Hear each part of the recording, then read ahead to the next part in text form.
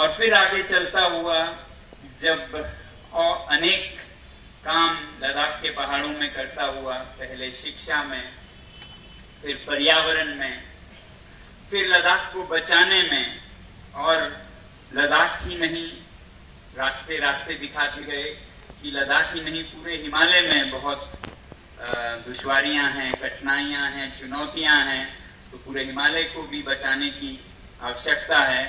तो और मन में आदर जगा उनके कामों का जो इस कर्मभूमि में वो किया करते थे। और सिर्फ यही नहीं, उसकी चर्चा, उसकी प्रेरणा पूरे देश में और पूरे दुनिया तक फैली रही।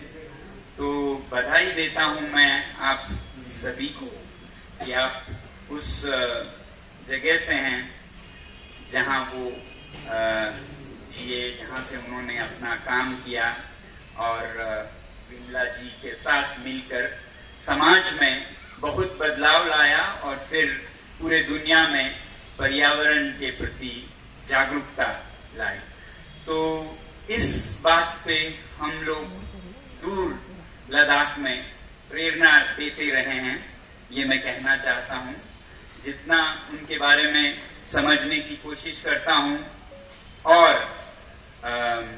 चकित रह जाता हूँ कि उस समय में वो कैसे संघर्ष किया करते थे, खासकर पर्यावरण को, और उसमें भी पेड़ों को बचाने में, जिसके लिए विश्व में प्रसिद्ध है आपका ये क्षेत्र, चिपकू आंदोलन के लिए। मैं कई उनके लेख और उनके इंटरव्यूज को देखता रहा हूँ, और बहुत प्रभावित हुआ जब मैंने ये एक बार कहीं देखा कि वो कहते हैं कि हिमालय के जो जंगल हैं, जो पेड़ हैं, वो किसी को नुकसान नहीं करती, दुनिया को और ताजगी देती है, चाहे वो हवा की ताजगी हो। उन्होंने शिव से तुलना करते हुए ये जो हिमालय है, जिसे शिव का आवास कहा जाता है, तो वो दुनिया के सारे अशुद्धि या जो विष है, जिसे आज अगर कहें तो वो कार्बन डाइऑक्साइड है, दुनिया का विष, वो खुद पी लेता है और वापस ऑक्सीजन देता है, जो कि जीवन है। तो ऐसा अगर हम देखें तो ये हिमालय के पर्वत ही शिव जी हैं, जो नीलकंठ कहलाते हैं, विष खुद लेते हैं और वापस आपको जीवन देते हैं। तो ऐसी तुलना मुझे बहुत बहुत खूबसूरत लगी, जो लोगों के मन को छुए, लोगों से सीधा एक संपर्क बनाए पर्यावरण का। वैसे ही वो कहते हैं कि हम जब शिव जी के बारे में देखते हैं तो उनके जटाओं से गंगा बहती है। तो ये जो हिमालय के जंगल है, ये पानी को बचाकर सही समय पर देने का काम भी यही करते हैं। यही पेड़ वो शिव जी के जटाएं हैं, जिसमें से गंगा निकलती है, जमुना निकलती है। तो ऐसी बहुत सुंदरता से वो लोगों से जोड़ते थे इस बहुत ही पेचीदे विषय को। अब जब आज के देश में जैसी परिस्थितियां, जैसे विकास हो रहा है, उसमें हम बहुत बार देखते हैं कि जो विकास की नीतियां हैं वो दूरदर्शिता के साथ नहीं होती। 4 दिन की चांदनी के लिए ज्यादातर, उसके बाद जो अंधेरी रात होने वाली है उसका कोई और खामियाजा भुगतेगा, उसका कोई और जवाब देगा।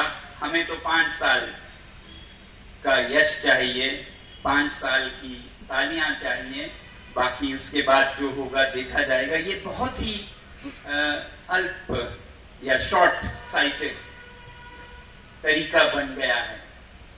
और बहुत बार हम सरकारी नीतियों को देखते हैं और उसमें बहुत ऐसे चुनौतियां देखते हैं जो देश को या खासकर हिमालय जैसे संवेदनशील जगहों को आने वाले दिनों में 2-4 होना पड़ेगा।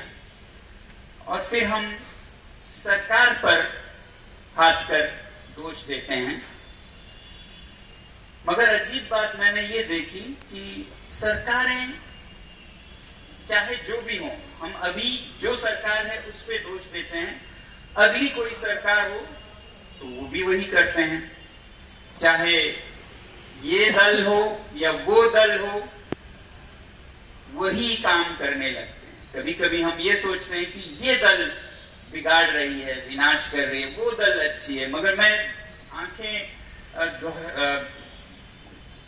अगर फैलाकर देखूं तो जहां जहां जो सरकारें हैं वो विनाश में लगे हुए हैं, मैं ये पाता हूं। फिर सोचने लगता हूं कि करना क्या चाहिए हमें।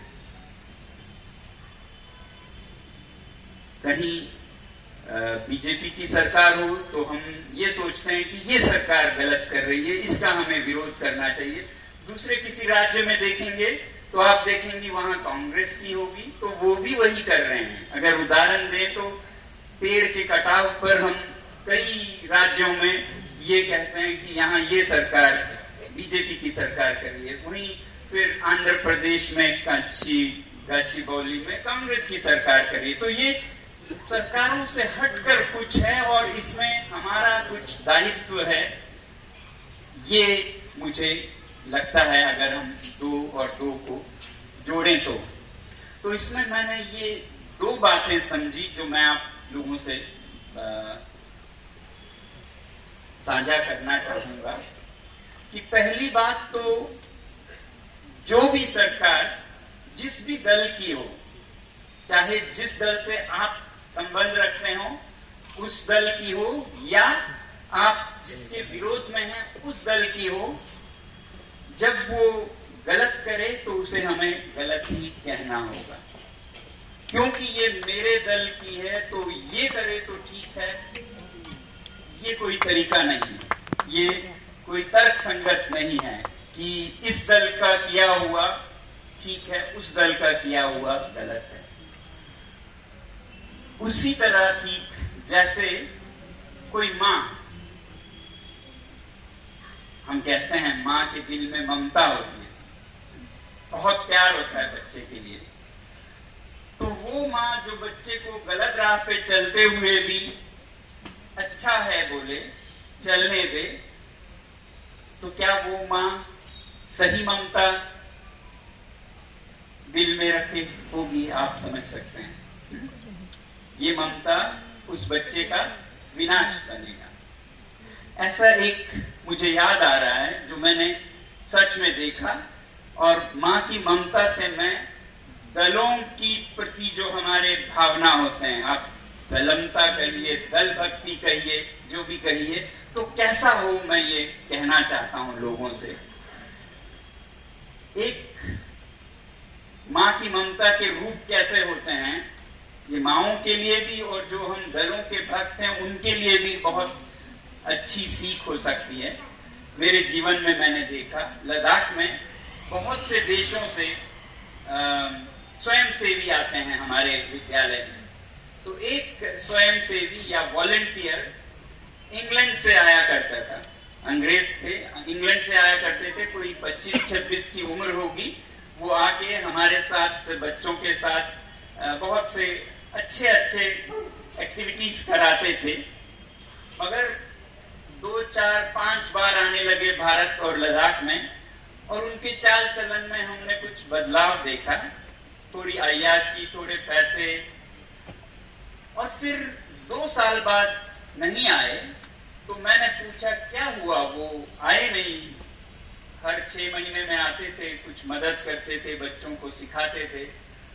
तो मुझे बताया गया वो इंग्लैंड के जेल में है। मैं हैरान हुआ, वो इंग्लैंड के जेल में कैसे है। कुछ साल बाद पता चला, तो पता चला कि वो भारत आते आते कुछ ऐसे लोगों के संपर्क में आया जिन्होंने उसे आसान पैसा दिया वापस इंग्लैंड जाते हुए कि आप ये ले जाइए और आपको हम इतना पैसा देंगे। धीरे धीरे उसके लक्षण बिगड़ने लगे और पता चलता है कि वो जो ले जाता था वो ड्रग्स होती थी। तो यही ये कहानी मुझे बाद में पता चला, यही लक्षण उसकी मां को भी दिखे कि ये अलग सा हो रहा है, पैसे बहुत आ रहे हैं और बिगड़ता जा रहा है। और फिर जब आखिरी बार आया था लद्दाख हमारे पास, उसके बाद जब वापस गया तो एयरपोर्ट पर लंदन में उसको पकड़ने के लिए तैयार पुलिस खड़ी थी और उसे वहीं से पकड़कर दबोचकर जेल ले गए। और आपको पता है उसे पकड़वाया किसने? उसकी मां ने। उसके मां ने ये कहा कि तुम अगर ऐसे किसी चीज में शामिल रहोगे तो मैं तुम्हें रोकूंगी। वो नहीं माना, मां कहाँ ऐसा कुछ करेगी। और वो उस नशीली दवाओं के साथ गया और मां उसका पुलिस के साथ वहां इंतजार कर रही थी।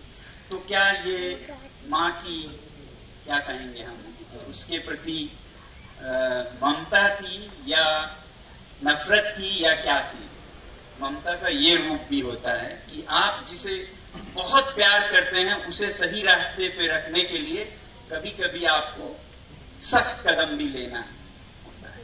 वैसा ही हम जब दलों के नाम पे, ये तो हमारा दल है, हम इसको जो भी करना चाहें करने देंगे कहते हैं, तो आप उन नेताओं को, उस दल को उसके पतन में मदद करते हैं।